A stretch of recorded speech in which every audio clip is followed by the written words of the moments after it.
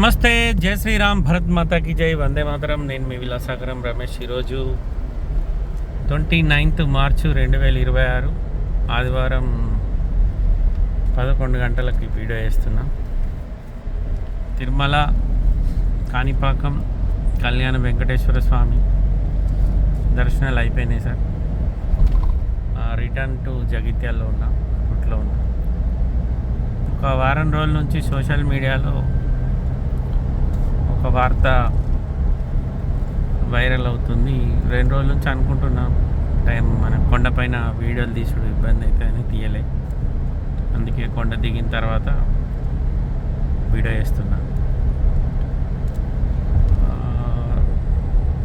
సంవత్సరన్నర క్రితము ప్రయాగరాజ్లో కుంభమేళా 100 సంవత్సరాలకు ఒకసారి, 150 సంవత్సరాలకు ఒకసారి వస్తుందని వస్తే కొన్ని కోట్ల మంది పోయి అక్కడ స్నానాలు ఆచరించి పూజలు చేసి తిరుగుముఖం పట్టిన వాళ్ళు ఉన్నారు.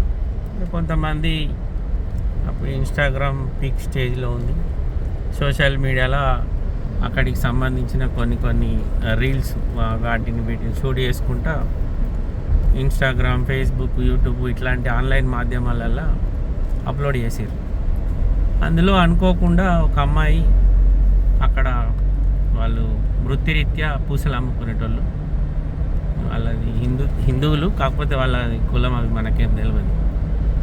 అయితే అమ్మాయిని కళ్ళు బాగున్నాయని ఒక అబ్బాయి ఒక రీల్ చేసి సోషల్ మీడియాలో పెడితే ఆ రీల్ కాస్త నాలాంటి వాళ్ళు మీలాంటి వాళ్ళు ఎంతోమంది షేర్ చేసే వరకు అమ్మాయి పెద్ద పాపులర్ అయిపోయి ఏకంగా ఆమెకు సినిమా ఛాన్సులు కూడా వచ్చినాయి. అంత మంచిగా జరిగింది. మొన్న ఈ మధ్యకాలంలో అమ్మాయి ఒక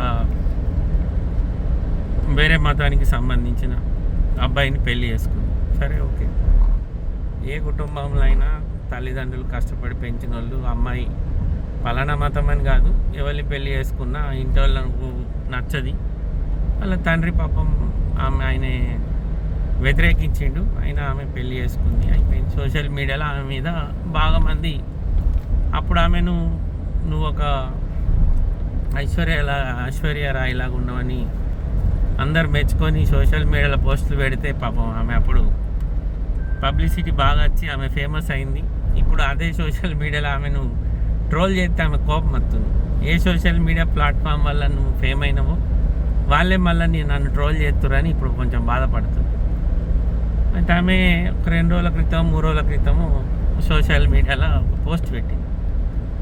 మీరు ఊకే హిందూ ముస్లిం అని మాట్లాడుతుర్రు, కులం మతం తీసుకొస్తుర్రు, రాధాకృష్ణులు కూడా ప్రేమించుకోలేదా? అట్లంటే రాధాకృష్ణుని నీ కులం ఏంటిది, నువ్వు మతం ఏంటిది అని అడిగిందా అని బుద్ధి లేని ఒక 2-3 మాటలు మాట్లాడింది. అందుకే మన జనాలకు అన్నమే కాదు గొంతు కూడా చూడాలని చాలామంది చెప్తూ ఉంటారు. ఆమెను పబ్లిక్లోకి వచ్చిన తర్వాత ఆమెను ఒక డైరెక్టరు, ప్రొడ్యూసరు, ఒక 200-300 మంది సమూహంలో ఒకసారి మాట్లాడమ్మా అని మైక్ ఇచ్చారు ఆమెకు. ఇస్తే ఆ తల్లి హలో బచ్చే అన్నది.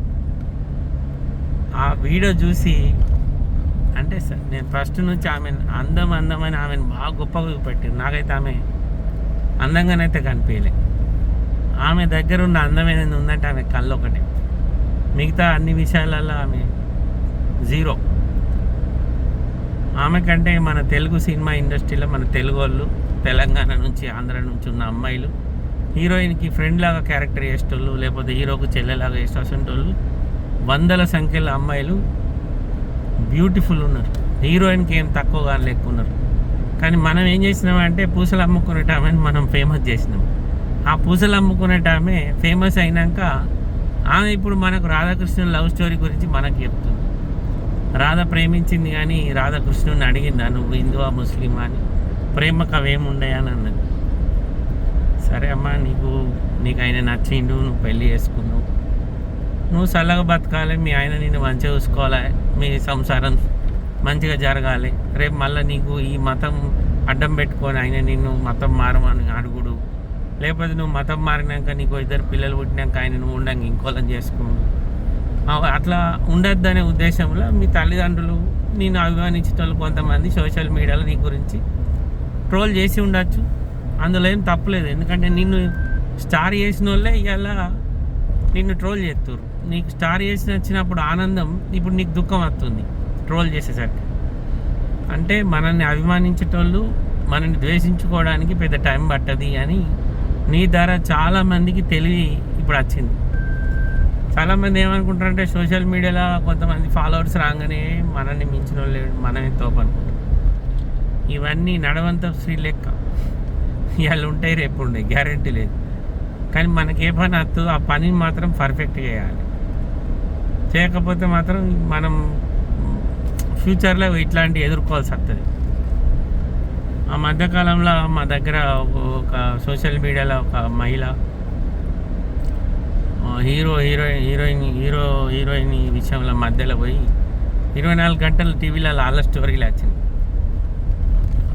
కొన్ని రోజులు ఆమెకు సపోర్ట్ చేసిన వాళ్ళు కూడా కొన్ని రోజుల తర్వాత ఆమెను విమర్శించి చాలు చేస్తే ఆమె లైవ్లో పోయి కూడా వాళ్ళను బెదిరించింది. అంటే మ్యాన్ హ్యాండ్లింగ్ చేయడానికి అయింది. ఒక సోషల్ మీడియా అంటే అట్లే ఉంటుంది. మీరు మంచిగా ఉంటే మీకు బ్యాక్ సపోర్ట్ ఫుల్ వస్తుంది. మీరు ఎక్కడన్నా మీరు మంచిగా లేరు అని తెలిస్తే మిమ్మల్ని ప్రేమించిన వాళ్ళందరూ ద్వేషించుడు పెద్ద పెద్ద సమయం తీసుకోదు వాళ్ళకు. అదే జరిగింది నీ విషయంలో కూడా. మళ్ళా రాధాకృష్ణుల ప్రేమను నీ ప్రేమతోటి ఈక్వల్ చేసి మాట్లాడుడైతే మరి మూర్ఖత్వం. వాళ్ళు పుట్టిన యుగంలో భూమండలం మొత్తం కృష్ణుడు అవతార పురుషుడు తల్లి. నీ లెక్క నా లెక్క మనిషి కాదు. శ్రీకృష్ణుడిని రాధ ప్రేమించలేదా, రాధ చూసిందా, కులం చూసిందా, మతం చూసిందా అని అడిగినావు. అని శ్రీకృష్ణుడు అంటే దేవుడు. అప్పుడు భూమి మండలం మొత్తం ఉన్నది ఒకే ఒక్క భాష, అది సంస్కృతం. తర్వాత భూమండలం ఎంత దూరం ఉంటే అంత దూరం హిందూ ధర్మమే ఉంది, వేరే ధర్మమే లేదు ఇదే ఈ భూమండలం మొత్తంలో. ఇప్పటికి కూడా మీరు అంటే చాలామంది పురావస్తు సైంటిస్టులకు తెలుస్తుంది, ఎక్కడైనా ఏదన్నా తవ్వకాలలో ఏదైనా విగ్రహం ఏదైనా లభిస్తే అది కొన్ని లక్షల సంవత్సరాల క్రితం విగ్రహం అయి ఉంటుంది. దాని మీద క్లియర్గా రాసి ఉంటుంది సంస్కృతంలో. మీలాంటి రోడ్ల మీద చిన్న చిన్న దందలు చేసుకునే వాళ్ళకి అవి అర్థం కావు. నీకు నాలెడ్జ్ లేదు, రాదు కూడా. ఎందుకంటే ఈ మా మూర్ఖపు జనం నిన్ను హీరోయిన్ యాక చేసిరు, నువ్వు లాస్ట్కు అందరికి మంచిగా బుద్ధి చెప్పినావు. కానీ సరే, నీ కిస్మత్లా నీకు పెళ్ళి అతనితో రాసి పెట్టి ఉంది, అది జరిగిపోయింది. ఇప్పుడు రోల్ చేస్తురని నువ్వు మళ్ళీ మాట్లాడు తప్పు. ఇప్పుడు జరిగిందేదో జరిగింది, మంచిగా ఆయనతో సంసారం చేసుకుంటాం, మంచిగా బతుకు, సలహా బతుకమ్మ. కానీ మళ్ళీ నువ్వు రాధా కృష్ణుడు, రాముడు, సీత అని ఇట్లాంటి డైలాగులు కొట్టకు. నువ్వు ఎక్కడున్నా సంతోషంగా ఉండాలని కోరుకుంటుంది మా ధర్మం. నీ సంతోషం కోసమే మీ తల్లిదండ్రులు ఏమన్నా రాంగ్ స్టెప్ వేసి ఉండొచ్చు. వాళ్ళు అంటే మీ ఫ్యామిలీ బ్యాక్గ్రౌండ్, మీ నాన్నగారి పరిస్థితి, మీ చెల్లెలు వాళ్ళందరినీ చూస్తే మాత్రం అనిపించింది ఏంటంటే మీ నాన్న నిన్ను ఈ స్టేజ్ దాకా తీసుకురావడానికి నాకు తెలిసి చాలా కష్టాలు పడి ఉంటాడు. సరే, ఏదో నీకు ఆ కుంభమేళ కలిసి వచ్చింది, నువ్వు ఒక స్టార్ అయినావు.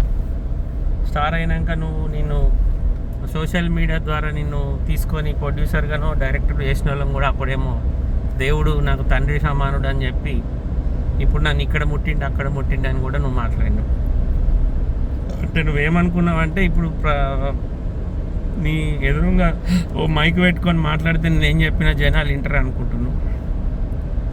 జనాలు అంతా అదేం లేరమ్మా. ఎవరో అదే ఏమంటారు దాన్ని, ఉసరా వెళ్ళి రంగు మారినట్టు నువ్వు కూడా మారినావని అర్థం చేసుకున్నారు. కానీ ఇప్పటికైనా నువ్వు ఇవన్నీ బంద్ చేసి నీ బతికేదో నువ్వు బతుకు తల్లి, సంతోషంగా ఉండు మీ ఆయనతోటి.